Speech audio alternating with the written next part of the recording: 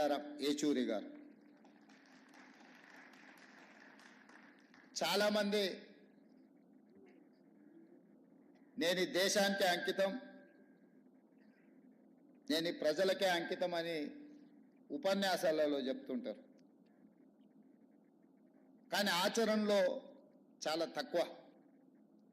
కానీ సీతారాం ఏచూరి గారు బ్రతికున్నంత కాలం ప్రజల పక్షాన నిలబడడమే కాదు, వారి మరణానంతరం కూడా వారి కుటుంబము వారి పార్థివ దేహాన్ని ప్రజలకే ఇచ్చి ఇతరులకు వారు ఉపయోగపడాలనే విధంగా ఆదర్శంగా నిలబడ్డారు. అంటే నిజంగానే వారి దేశ పేద ప్రజలకు, ఈ దేశంలో అవసరం ఉన్న వాళ్ళ కోసం వారు అంకితమైనని చెప్పి మనం మాట్లాడుకోవచ్చు. ఈరోజు విలువలు సిద్ధాంతాలు అంతరించిపోతున్న సందర్భంలో, చారిత్రాత్మకమైన సందర్భం, దేశం మీద భారతీయ జనతా పార్టీ లేదా భారతీయ జనతా పార్టీ లాంటి ఆలోచనలు ఉన్నవాళ్ళు అధికారం కోసం జమిలీ ఎన్నికల ముసుగులో ఈ దేశాన్ని కబలించాలనుకుంటున్నప్పుడు అత్యంత చారిత్రాత్మకమైన కీలకమైన సందర్భంలో సీతారాం ఏచూరి గారు లేకపోవడం ఈ దేశానికే తీరని నష్టము అని చెప్పి రాహుల్ గాంధీ గారు ఏ ఆలోచన ఏ మాట అయితే చెప్పినరో నేను 100% ఏకీభవిస్తున్నా.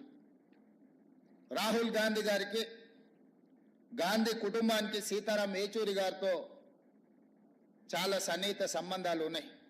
రాహుల్ గాంధీ గారు సీతారాం ఏచూరి గారిని ఒక ఫ్రెండ్గా, గైడ్గా, ఫిలాసఫర్గా, ఒక సిద్ధాంతకర్తగా బాగా ఇష్టపడతాడు.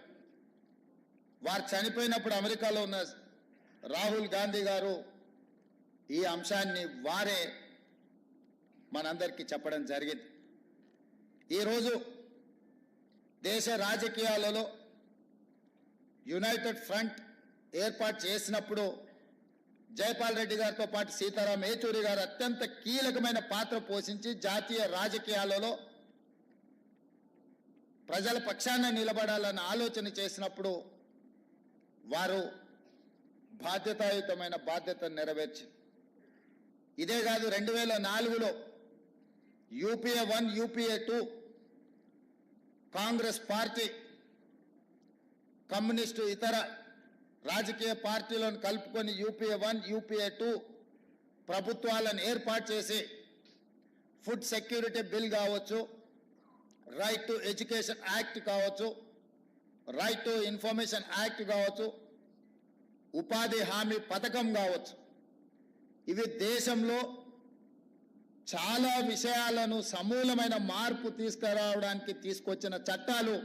ఆ చట్టాలు తెచ్చిన సందర్భంలో, ఆ చట్టాల మీద చర్చ జరిగిన సందర్భంలో సీతారాం ఏచూరి గారు ఆ ప్రభుత్వ ఏర్పాటులోనే కాదు, పేదలకు అనుకూలమైన food security, right to education act, right to information act, పారదర్శకమైన పరిపాలన అందించాలంటే ప్రభుత్వం తీసుకునే నిర్ణయాలు ప్రజలకు అందుబాటులో ఉంచాలి అని రైట్ టు ఇన్ఫర్మేషన్ యాక్ట్ తీసుకొచ్చినప్పుడు వారు పోషించిన పాత్ర ఈరోజు మనం అందరం గుర్తు చేసుకోవాలి.